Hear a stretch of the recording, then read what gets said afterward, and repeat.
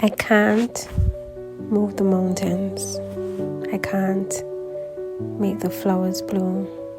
I can't take another night up in my room waiting on a miracle. I can't heal what's broken. Can't control the morning rain or a hurricane. Can't keep down the unspoken, invisible pain. Always waiting on a miracle. A miracle. I loved watching the movie Encanto. There's something about outcasts and underdogs that swells my heart and lifts my spirit. Perhaps it's an ancestral connection. Hi guys.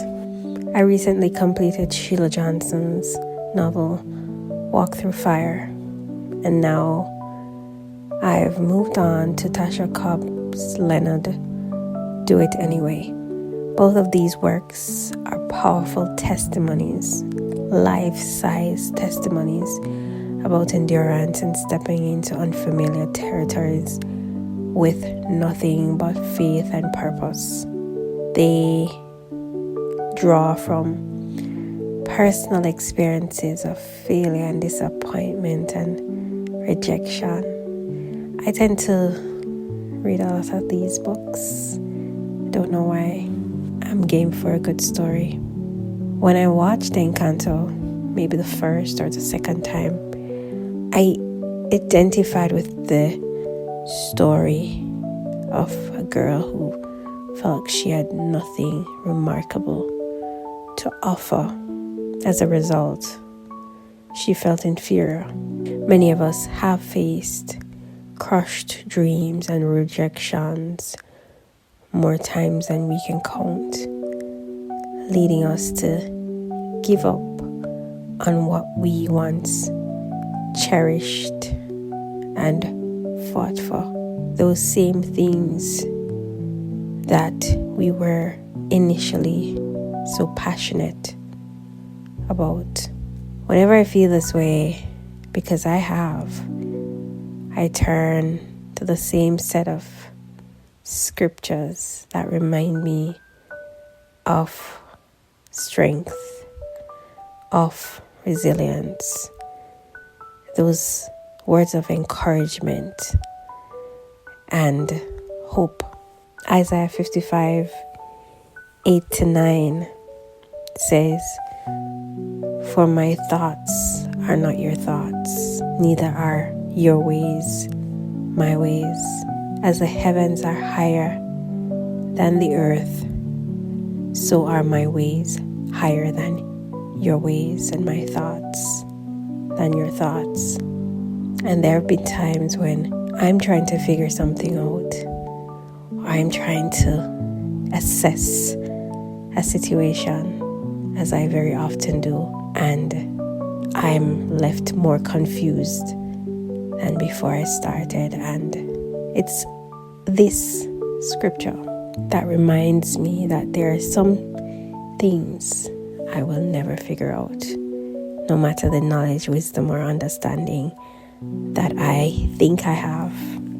It's insufficient at times because it's limited.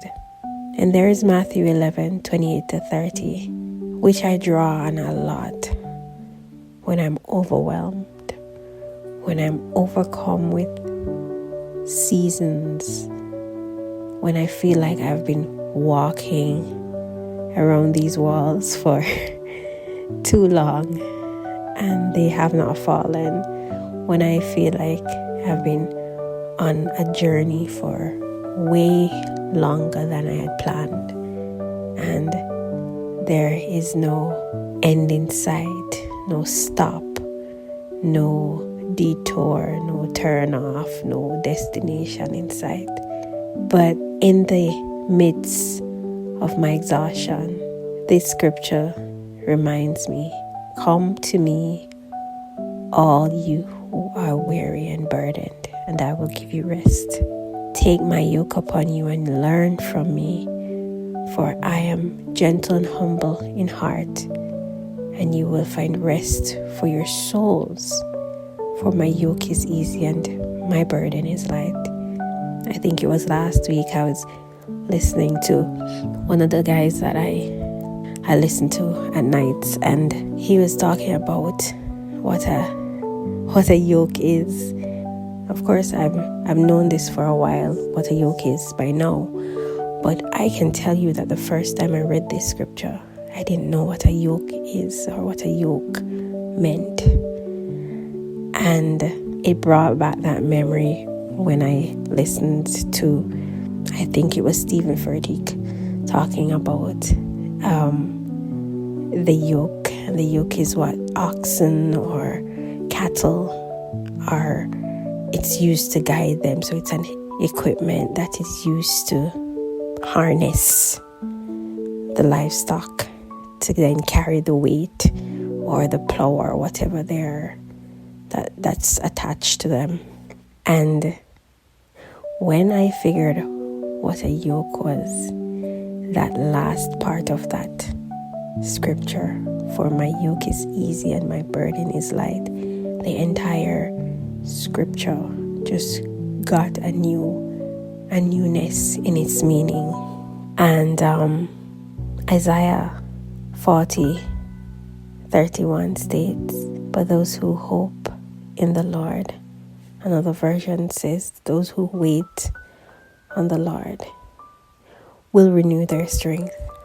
They will soar on wings like eagles. They will run and not become weary. They will walk and not faint." I have an impatience issue. I have a deep concern at all times about time. I try to be very respectful of people's time. I hate when anybody has to wait on me. It's very uncomfortable for me to have people waiting, and vice versa. I don't like to be waiting for anybody for any extended period of time. I don't do traffic. I don't do sitting in one space just waiting, because I find that to be a huge time-wasting method. And so changing the wording or using a different version of the scripture to "those who hope in the Lord," and understanding that, so the wait that we're going to wait on God is due to the hope that we have in Him, and that is where our strength will then be renewed. That's when our burdens will be lifted. That's when we will gain new perspective. We will have newness in our hearts and mind, that we will not be tired and weary anymore. We will get pep in our steps. It has strengthened me through all sorts of seasons. And that hope brings me to my final scripture, Hebrews 11:1. Now faith is the substance of things hoped for, the evidence of things not seen. Having faith is not a simple matter, but these scriptures help me to internalize everything happening for a reason, or everything has its own timing, which allows me to find peace as I wait on God, as I wait on my miracle. Having limitations is a part of being human, and recognizing where we end and where God begins is a blessing. Often we push ourselves to navigate circumstances or problems that are not meant for us to navigate, for us to resolve. This is usually because we forget or we are unaware that the problem has escalated to a level where it's now God's to solve.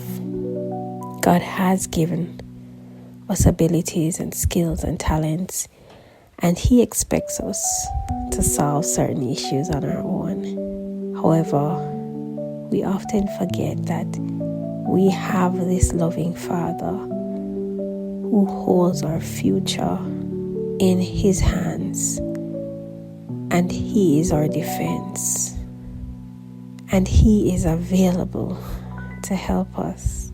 This struggle to solve problems beyond our capacity wears us out. When our burdens become heavy, just remember that there is hope in the Lord. There are limits to what we can achieve alone.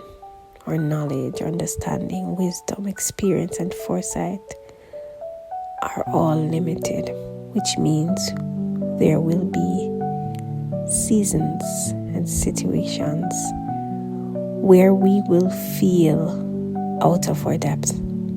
The mistake we often make is stretching ourselves beyond our limits, instead of passing that baton to the one who can handle the mantle. Have you ever heard the story of Queen Esther? Even as a queen, she recognized her limitations when she learned of a dire situation affecting her people and understood that she needed to approach the king even without being summoned. She took the necessary actions. Queen Esther asked her people to pray. She reached out to the prayer line, reached out for support. She prepared herself and then stepped out in faith. In doing so, she entrusted her situation to God, asking Him to clear the path, to prepare the way, to set the table in the presence of her enemies. When she approached the king, there were no obstacles. She was received warmly. This enabled her to present her case to the king and ultimately save her people. I don't know what miracle you need. I don't know what battles you're fighting. I don't know what storm you're currently passing through or recovering from. I know what I'm dealing with, and I know that I have a Father, Creator of the universe, who holds the entire world in His hands. He's omnipresent, omnipotent, and omniscient. And since I can't hide anything from Him, I feel it's only fitting to place everything in front of Him. The conundrum I sometimes find myself in is that I don't know if I'm patient enough for God's timing. But we're working on it, because one thing about my Father is He made me, so He knows me. So yes, I'm placing things, everything, great or small, significant or insignificant, it doesn't matter. He can have it all, and He can handle every drop. And I'm grateful to know that when I can't run, I can walk. And when I don't have the strength to walk through those valleys of shadows of death, those valleys of dry bones, those dead situations, when I've done my best, when I've come to the end of myself, I don't need to worry, I don't need to fret, because not only will He not leave me, but I expect that when I'm low, weary, exhausted, He will carry me. So be patient with yourself and be patient with God and His timing, because His ways are not our ways. His thoughts are not our thoughts. And His timing is definitely not our timing. But know that He will take care of His children, and He will, in His wisdom, work things out for our good. Until next time, take care.